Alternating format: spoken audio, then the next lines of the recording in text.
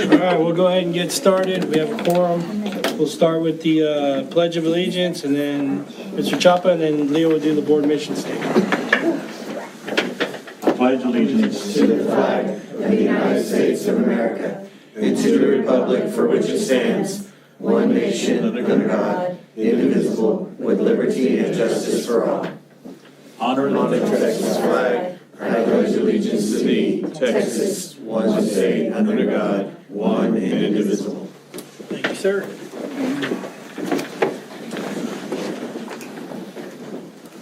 Okay, board mission statement. Through high expectations and equitable opportunity, TMISD will focus on the whole child by providing a safe environment and high-quality curriculum with diverse and enriching experiences.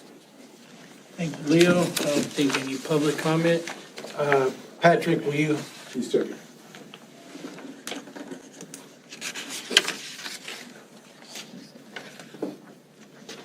None. None? All right.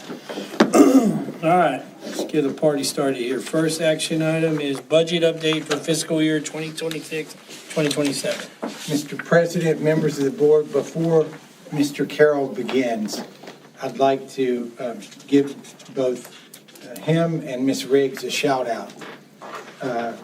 Unbelievable amount of dedication and commitment and work to be where we're at right now. Both of them are going to give very positive presentations to you, and that doesn't happen by accident. So I just want you to know that they've done a remarkable job. Mr. Carroll? All right, if you look in your packet, if you look, there's a summary sheet that looks like this, that's got the budget recap. Shows you, if you look, the very first column is what I call the base budget. That's what we adopted last year. So I go back to the base budget for the year before, and then I just start plugging in the new numbers and coming up with the new numbers. And so I'm just going to go quickly over preliminarily what I've updated in the budget. Obviously, this is just not final, it's proposed, and it'll tweak it. Next week, I hope to have pretty much a near final, and then when we come back on the 24th, we'll be good to go. And you've looked, the first page is revenues, second page is school and instructional programs, third page is like departments and things like that, and then the last page is the big one that's got all the payroll and benefits on it. So that's how I broke it down. And so I'm really going to be going over all the changes that are on there, but you can see how they update and everything. So if we just go the revenue assumptions, I'm using the same ADA from 25-26 that I mentioned. We just finalized our summer submission. So I'm assuming that that's going to duplicate itself, which was really, really great. And I use a 98% tax collection rate when I'm estimating revenue, which has worked out pretty well lately, especially since Flint Hills pays their bills, CC Polymers pays their taxes, our two biggest taxpayers they're paying, so we're doing pretty good. M&O tax revenue updates, we got our values in after the 25th.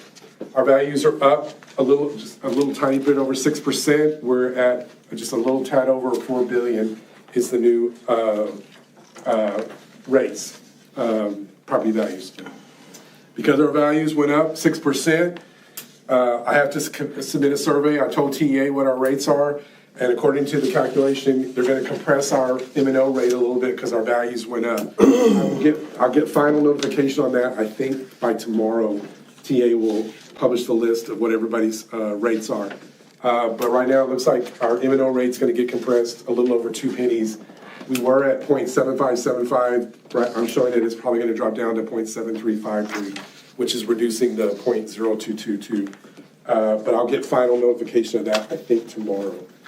But that's what all these calculations are, that value and that tax rate being compressed. So then if I calculate that with those values, using our ADA, duplicating the ADA from the year before, based on last year's base budget, I'm going to increase tax property values a little over $700,000. You'll see that line item on the first page where I'm increasing tax revenue. And then the state revenues are going to increase a little more than $1.6 million based on these calculations. MAC and charge revenue, that's federal revenue that we get in the general fund. I've been paring that down year after year because that income source is kind of dried up. But talking to Dr. Gressis, especially, she's got some plans to try to start generating some more income from that. But even though we're expecting that increase, I still need to, I think it's conservative, we need to bump that down $250,000 to, it was at $500,000, I'm cutting it in half for next year. And hopefully we can increase that revenue stream to match that budget. So overall, right now, preliminary, I've got revenues increasing from last year's base budget a little over $2 million. Feel that those state sir. revenue increases or any of those flow-through monies, like, you know, Well, actually, a big chunk of it is the TIA. I did not budget for teacher incentive allotment last year, so our allotment is about right at $1 million. So that's a big part of that, because I did not have that number in last year's base budget. It got awarded this year, and it'll be part of my year-end amendment. I'll amend the budget for 25-26 to show that we got $1 million for teacher incentive allotment, and then we turned around and we distributed 90% in benefits and paid to the teachers, and then we have the 10% left for other things that we could purchase. And so that's the biggest chunk of it, is for TIA. And then if you jump to the department expenditures, property insurance, this is where I'm reflecting the savings. Our values, our premium went down significantly that we renewed last March. And so remember, 6 months of the insurance renewal is in the current fiscal year, and 6 months is in the next fiscal year, because it renews on March 1st. So I'm budgeting that the rates are going to stay the same through next year, even though we've been assured that it's still a soft market and the rates should go down. They expect the rates to go down another 10 to 15%. I'm still budgeting that it's going to stay the same, but based on last year's base budget, it's significantly reduced. So here's where the savings are coming in through the lower premium. So I can reduce the property insurance expenditures. Then utilities, I'm putting a little bit of the money into utilities. We have the CT center coming online, but I think we're going to be able to attach that meter and get the same good rate that we're getting, because we have a really low rate that we're locked into, I think, till 2029. But really, part of this is because of our disposal contract. That went up a lot, so it's really just we're a little bit short on utilities, but mostly it's our garbage pickup. Debt service is only changing $440. That's our one maintenance tax note that we pay. It'll be paid off, I think, in about 4 or 5 years. That payment's just going up a little bit. Fuel, I'm padding a little bit of fuel because we're a little bit short on fuel, and we expect, I don't know what fuel costs are going to get. We're exempt from the federal taxes, but the bottom line still keeps going up. So I'm putting a little bit more in fuel to cover that shortage. Security services is for the police officers at the campuses. We're going to be a little bit short this year because we were using a grant in previous years, and so I'm adding a little bit to security services to, that's more of a realistic number to get us through next year to meet the requirement of having an officer in every school. Recapture with the calculations of our current, our new values and the compressed tax rate, and the same ADA numbers, recapture's going up a little bit, almost $24,000. And then the only thing I'm adding to the program budgets is the IXL program that we need for State Call. We've been using, I think we used some other grants to pay for that in the past, but now it's coming out of the general fund, and we need to fund it because we need that program. Dr. Sham knows and audience know what that program does, but we need it, so we're budgeting for it. It'll be in the budget next year. What is this program? It's an online program, but it also helps, it aligns with our curriculum, and we also use it for intervention. And so We use it for TSI, it's got study plans, it's got study plans for ACT, SAT, it just provides a K-12. lot of, and it's a K-12 program. resources for our kids. I was told we can't live without it. Okay, now, I'm going to give you some big numbers and some summary numbers, but when Ms. Riggs presents, she's going to go into a lot more details. But in looking at what Mr. Demetri expressed to us about, hey, what can we do for raises for teachers? What can we do for across-the-board raises? How does it look? Once I got the final numbers from last year, we're gonna propose an increase of a little over $1.1 million. Now, what this is, remember, this is from base budget. So the beginning column is from the beginning of last year. So during the year, I think we did add a couple of special ed paras because of staffing needs. We added a couple of special ed paras, so that's in here. So there are a few positions that were added, and I think they were all special ed positions.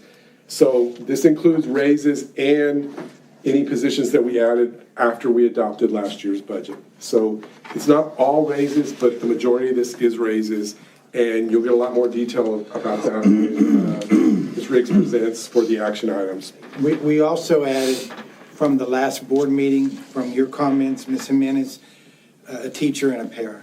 One teacher, one para? Yes, Sped? miss. And where did you put the teacher at? It's going to be a centralized teacher in the special ed department. It's a dyslexia teacher that will be utilized at various campuses.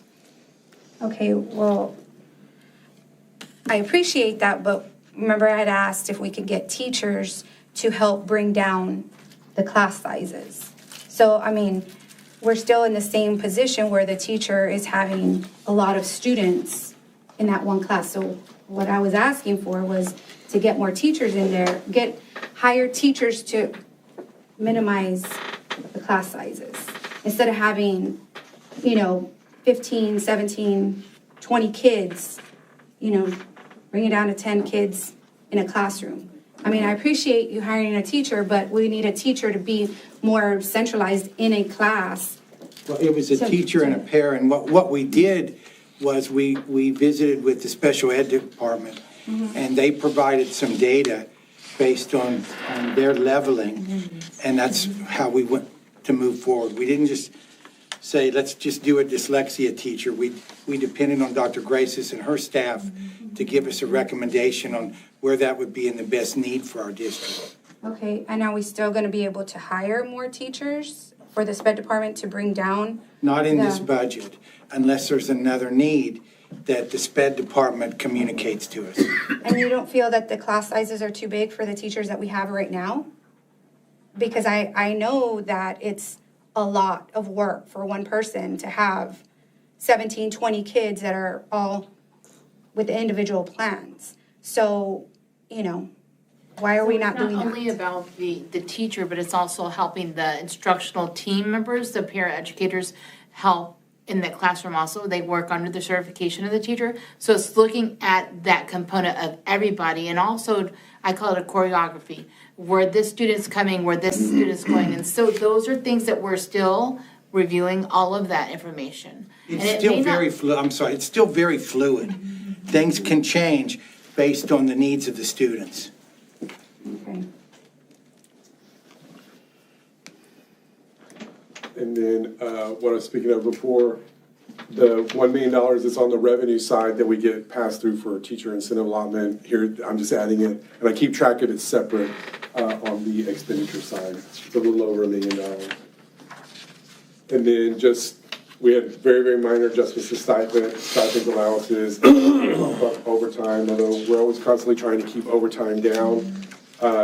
One thing I always say about Patrick's people, he's usually short-staffed. We're short-staffed on bus drivers, but you hear about what we're trying to do to rectify that, and then custodians and grounds people. So fortunately, we save some money, but the people that are here, they put in a lot of overtime. But realistically, I'm bumping up overtime a little bit, but we do always strive to keep overtime limited. But that's what we need to cover that. And then payroll benefits, payroll goes up, so Medicare goes up and TRS goes up. So this is just to cover what we need to cover in payroll benefits for the raises.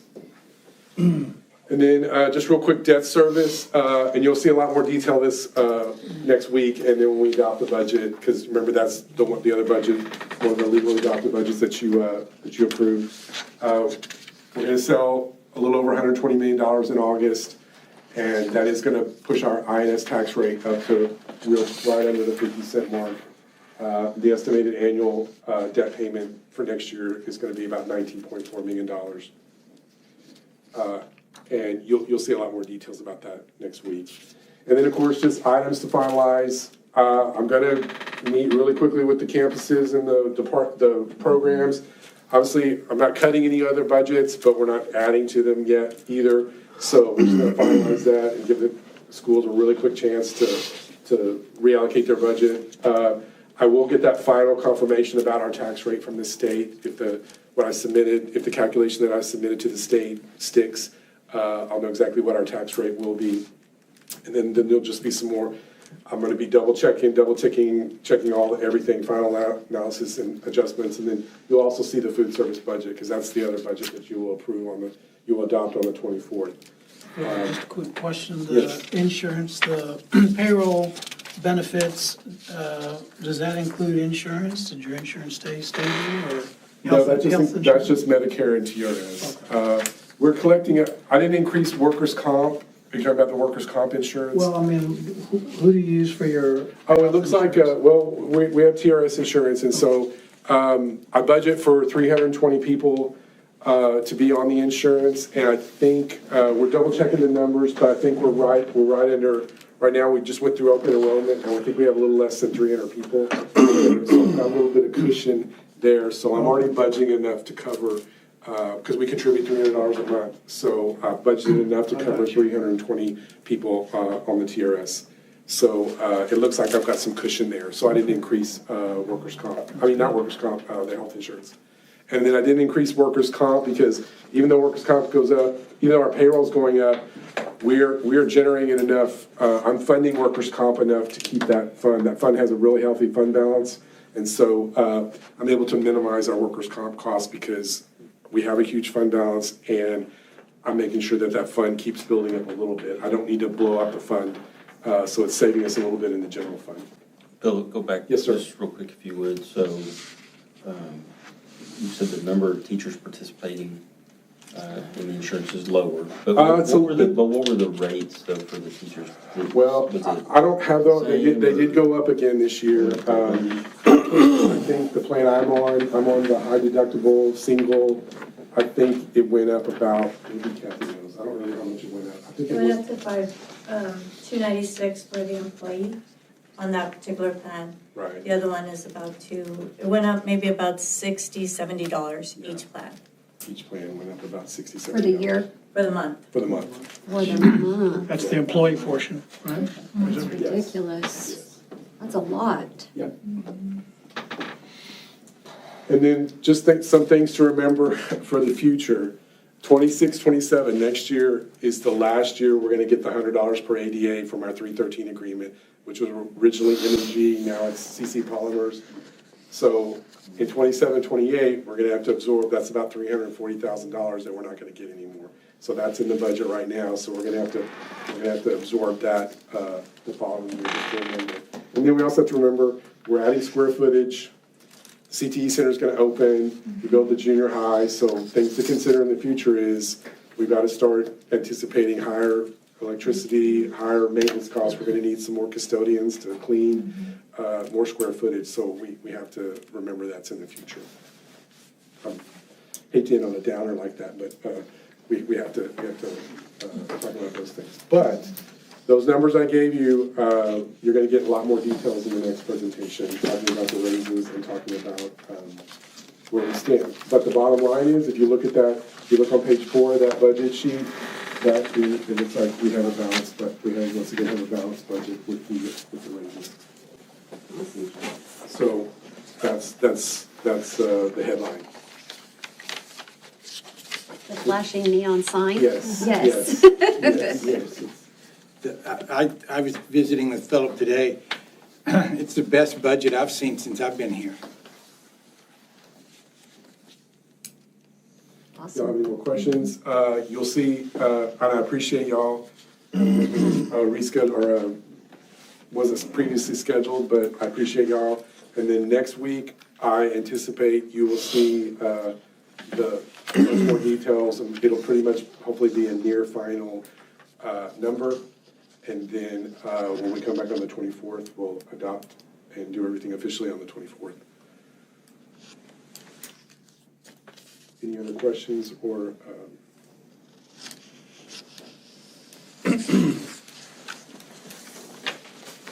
This was the information I wanted. Yes, this is just a report. All right, thank you, Philip. Thank you, Philip. Thanks for all the effort. Yes. That's a lot. All right, number 2 here is discuss and consider approval of updates to the 2026-2027 compensation. Mr. President, members of the board, she's actually going to be doing agenda item, well, first off, yes.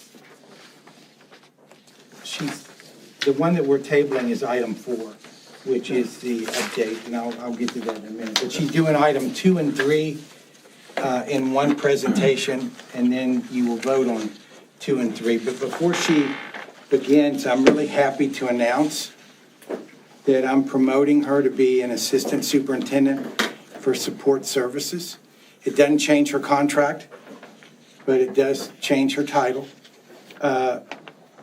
Prior to Ms. Riggs coming on board, the district didn't even have a compensation plan. The employees would tell me that they would find out what their pay was when they would get their first paycheck.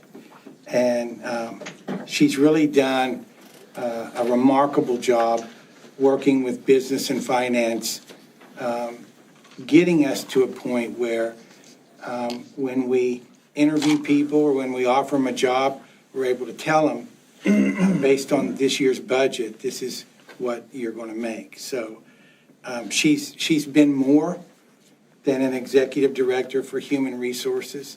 She's a valuable member of my team and issues related to the district that are outside of HR. So I'm happy to make that announcement tonight. She built the program from ground up. Congrats. Well, I appreciate it, sir. And I look forward to continuing the good work. And it's just a privilege to be able to serve you and especially our kids each and every day. That's why we're here, and I'm looking forward to it. So the 2026-2027 compensation plan. Philip did all the hard work. I get to do all the fun work. And so I want to get right into it. The teacher pay scale. This year you're going to see a little difference on the teacher pay scale. You're going to see 2 step zeros. And the reason for that is because the last time legislature was in session, they came up with a rule that said that starting this school year, the 26-27 school year, a certified teacher on step 0 should not be paid the same, a uncertified teacher on step 0 shouldn't be paid the same as a certified teacher on pay grade or on step 0. I don't know why that took so hard for me to get that out. So this is what we've done. We've kept the starting pay for uncertified teachers at $54,500. The reality is I'm still going through service records because there's kind of some rules and tricks in that to make sure if we're even going to have anyone on the step 0 uncertified. Potentially 2, maybe we don't even have anyone on that step. However, the headline here is that the starting pay has moved from $54,500 to $56,000. You know, that article came out on the Color Times that we're the second highest paid district. We want to maintain that status. Of course, we don't know what it looks like because all school districts right now are pulling down their compensation plans and they're working on it. So we don't know how we're going to land, but we are committed to making sure that we stay competitive in the area. We want to attract, retain the best for our students. So we are really excited to increase that starting pay to $56,000. Overall, we are recommending a 1.5% of midpoint increase for our teachers. That is about $1,001 on average. However, we still have to make sure that we continue honoring teacher retention allotment. If you remember, because we're a school district of 5,000 students or less, we have to give our teachers a $4,000 raise once they get to step 3, and then an $8,000 raise once they get to step 5. And so we're always having to benchmark because that just wasn't a one-time adjustment to the teacher pay scale. We have to continuously monitor that Those that were on step 3 or step 1 in 2025, now that they go up to step 3, that they get the $4,000, and those that were on step 3 that are now going to step 5, that they get the $8,000.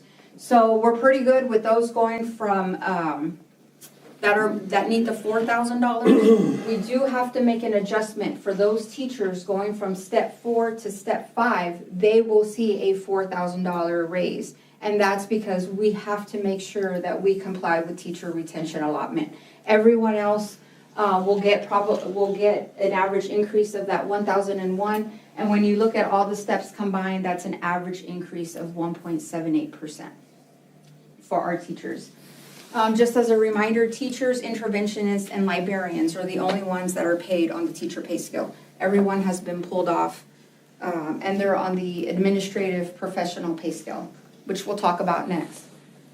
So with the increase in starting pay of $56,000, we have to continuously ensure that our administrative professional pay scale keeps in line. We need to make sure that we clear the way and make sure that we keep that educator career path intact. We want to make sure that there's a gap between teacher pay to counselor pay to assistant principal pay to principal pay, all the way up until if somebody wants to become, wants to get into district leadership. So we're constantly looking at that. And so when we were looking at that, we had a major issue with pay grade 3. When you look at the starting pay at $56,000 for a 187 employee, that starting pay is $299. If you look at the current pay scale for pay grade 3, that starting pay was $291. And so there's no incentive for our teachers to get out of the classroom and move up. And so we needed to ensure that we kept up and that we made the realignment so that that career path is there. So when you look at it, the compensation plan is in the folder. That pay grade 3 has moved up to starting pay $315. So it's worthwhile for the teachers to move forward. Because remember, with teacher retention allotment, with TIA, we're incentivizing our teachers to stay in the classroom and not to come out. So we need to make sure that we also provide incentive for them to come out of the classroom and to move and progress within the organization. Other changes within the compensation plan, we are adding a chief of staff to pay grade 3. That is the previous, that is due to the reduction of the senior executive assistant that was on the clerical paraprofessional pay scale. We are adding the director of CTE, ECHS, and PTEC. We were able to add that through the elimination of a librarian position at the high school. And then, of course, you'll see the assistant superintendent of support services, and you'll see the elimination of the executive director of HR. For our administrative professional pay scale, we are recommending a 1.5% of 1.5% midpoint pay increase. That's an average increase of 1.6%. Moving to our clerical paraprofessional, we are recommending a 50-cent across the board pay increase for all our clerical paraprofessional. Our strategy here is we want to increase that starting pay. Starting pay right now is $14.50. This will allow us to move starting pay to $15. And so we want to make sure that for our clerical and paraprofessional that we remain competitive. And so that's really what the goal is there. I've updated all of the ranges, so when you look at the clerical paraprofessional and you look at the midpoint, the minimum, midpoint, and max, all of those values in gold here, they're all increased by 50 cents. And so everybody's pay has increased by 50 cents. There are some changes, minor changes to the pay scale. All changes are in gray. We have now a librarian paraprofessional at the high school, so I made sure to add that. We have what was previously a STEAM paraprofessional at the intermediate. We now call her the science lab paraprofessional. So I just wanted to make sure that her title was on the compensation plan. I made some edits. Our Warpath Academy clerical assistant went from a 187 position to a 199 position. That's to help support the program. working with the colleges, they have to work a little bit longer, so that'll help the coordinators. And then, of course, you'll see that elimination of the senior executive assistant that was on the last pay grade.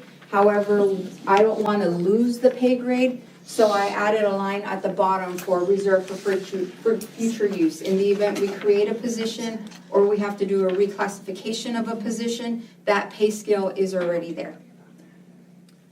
But once again, it's an increase of 50 cents per hour. Manual trades. We're really excited here with some of the changes that we're able to do for all manual trades except the bus drivers. So our manual trades are our bus monitors, our custodians, our groundskeepers, our security guards, our central receiving staff. We are also recommending a 50-cent increase across the board.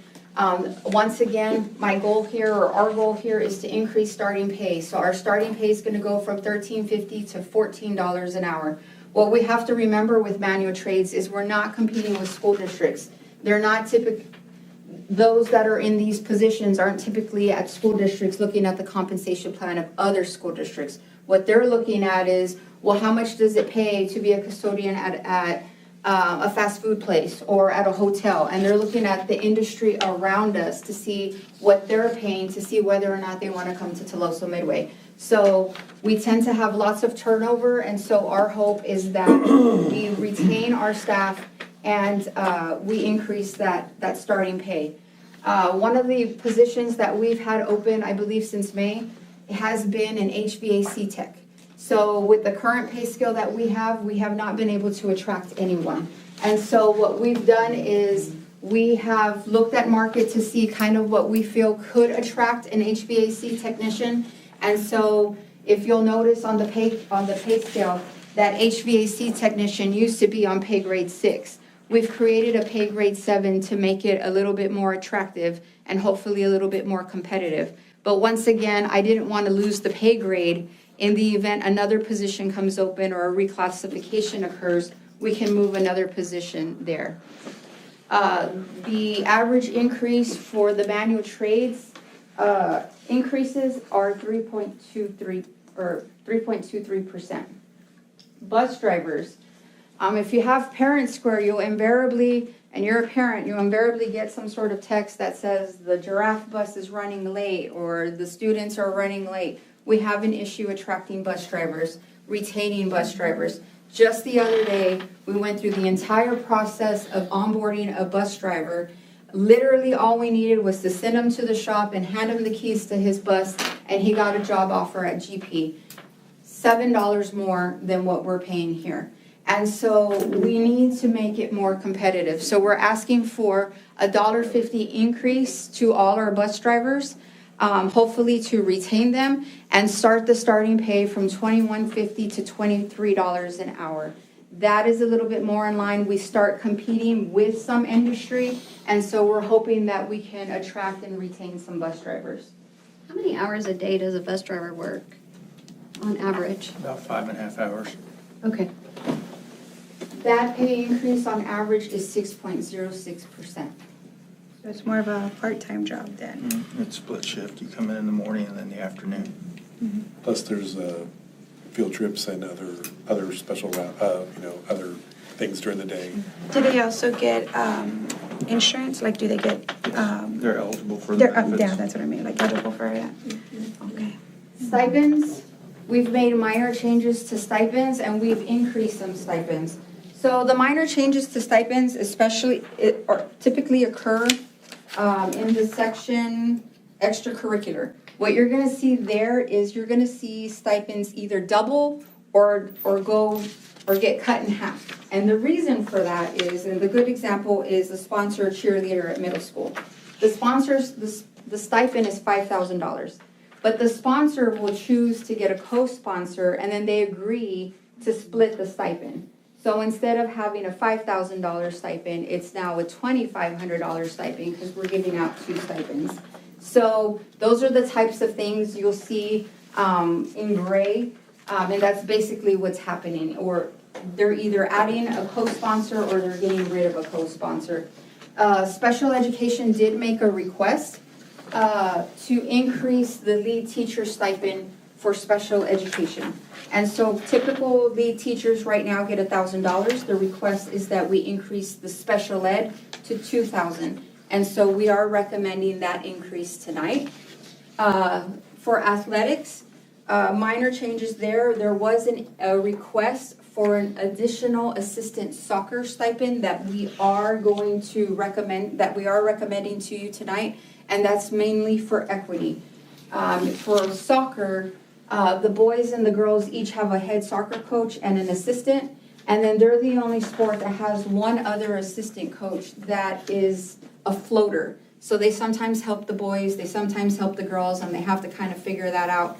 For equity issues, we've decided to request the extra stipend so that they can each have a head coach and 2 assistant coaches so that it's equitable and it matches what we do in other sports. There's no other sports that have a floater. And then with the extra work that's involved with Virtual Academy, there's a request for $2,000 for a Virtual Academy stipend. We are asking for that for a teacher who has to do the extra work of inputting grades and keeping track of our students and different things like that. Other pay has very, very minor changes. I think I added the word full-time to a couple of areas. And then Coach Virial wanted me to clarify tournament game worker rates. The rates double for game workers whenever they're working a tournament. And so that had not previously been listed on the compensation plan. So we went ahead and clarified that. Does that include coaches working the tournament, like a basketball tournament, like the Pride? Do some of the coaches that work the game clock, school board stuff, do they get paid for that? Coaches do? I'm just curious. I think in the past. I'm trying to think, Philip, do they do that just to? I wasn't aware of that. I didn't know Sometimes that. it's usually just the ticket takers. Right. I'm not sure about the people that work the clock, but I know it's mainly for the people that are selling tickets and scanning tickets. I'm not sure about the clock. They get paid? Yeah. Wow, I thought it was volunteer. I thought it was something, hey, coach, you got game 1, 2, and 3. But, yeah, you got game 1, 2, and 3. You know, thank you very much. A pat on the back. But so now we pay those coaches. How about that? Well, Okay, I was not aware of that. It's probably been going on for years. I was not aware of that. Yeah, but most of the time, it's not a coach doing the clock. It's usually a paraprofessional or. That I understand. Yeah. Okay. So the great thing about not only giving raises is that we are taking it a step forward this year. And so typically what happens is in August, you approve raises, and then in September, we go back and we implement those raises. And for our July people, the 40 people that start in July, they get 2 months of back pay.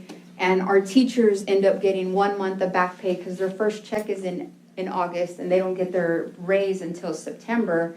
Our goal here is if the compensation plan and the pay increases are approved, they will see it immediately. They will see it on this August check.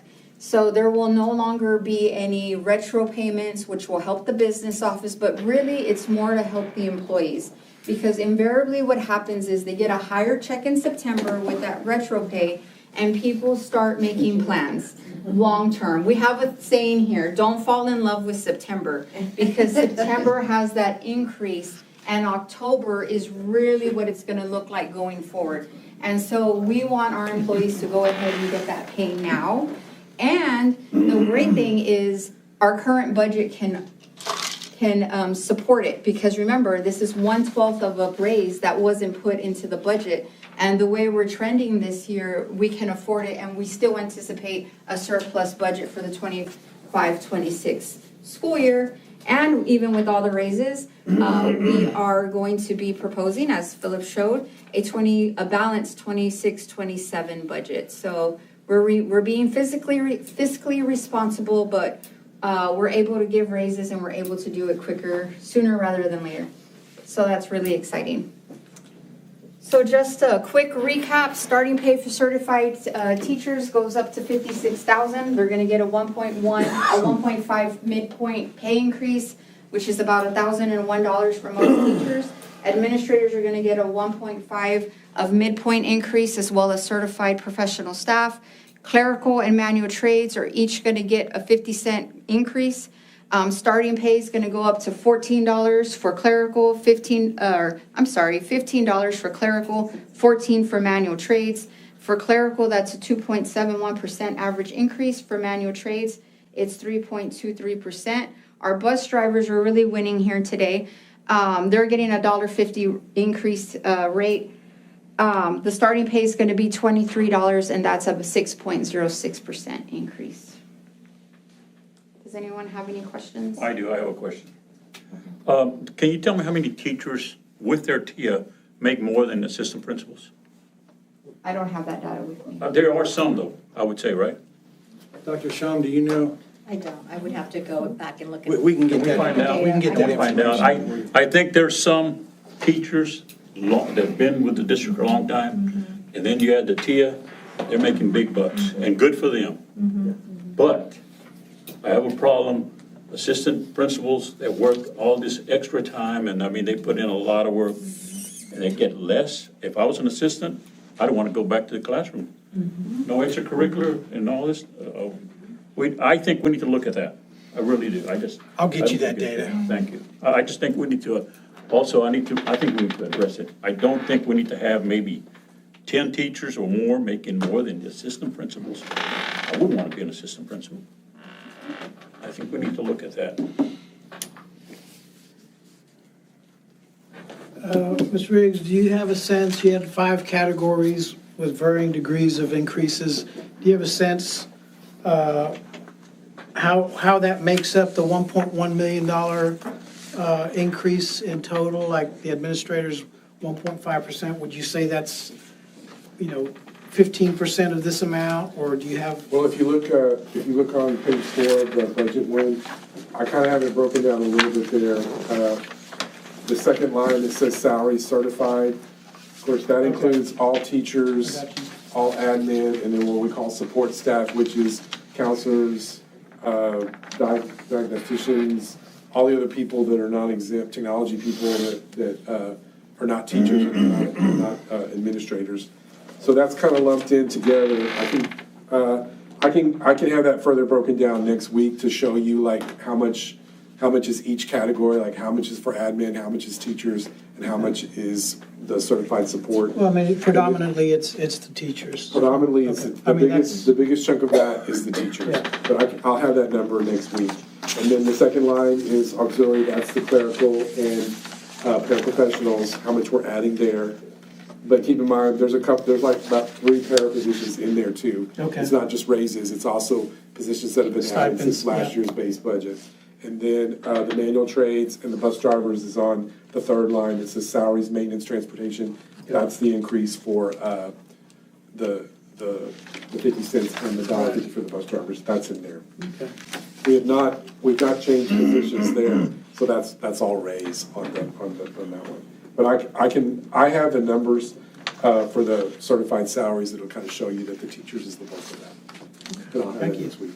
Thank you, Patrick. Thank you, Philip. Any other questions? Good information. Awesome information, Yep. actually. Yeah, it's exciting. Okay, let's do 2 motions. All righty. Or 2 recommendations. Thank you, Ms. Riggs. The first one will be item 2. Mr. President, members of the board, it is the administration's recommendation that the board approve the 2026-2027 compensation plan as presented. I'll make that motion that the board approve the 2026 to 2027 compensation plan as presented. Thank you. All right. I'll second that. Mr. Chapa seconds that. Ariaga votes yes. Leo Gonzalez. I vote yes. Rick Chapa. Yes. Brian Boone. Yes. Kim Boone. Yes. Lottie Jimenez. Yes. Carrie 6-0. Mr. President, members of the board. I like it. Mr. President, members of the board, this is item 3. It is the administration's recommendation that the board approve the employee pay increase for the 2026-2027 school year as presented. Have a motion? I'll make a motion to approve the employee pay increase for the 2026-27 school year as presented. All right, Leo makes a motion. All right, second that. All right, Pariaga votes yes. Leo Gonzalez? Yes. Rick Chapa? Yes. Brian Boone? Yes. Kim Boone? Yes. Marty Jimenez? Yes. 6-0. Thank you. Congratulations. Thank y'all. Unbelievable progress supported by our Board of Trustees, just unbelievable. Thank you. Mr. President, I'm pulling item 4. There was a typo that went out in Board Book that said first reading. It doesn't say it here, but the posting deadline to edit that had already been, so we'll bring it back on the 10th. Okay. Yes, sir. No worries. And that's all I have. All right, great day at the office. Future meetings, we have August 10th, special called board meeting, and August 24th, our regular board meeting. So it leaves us now to a motion to adjourn.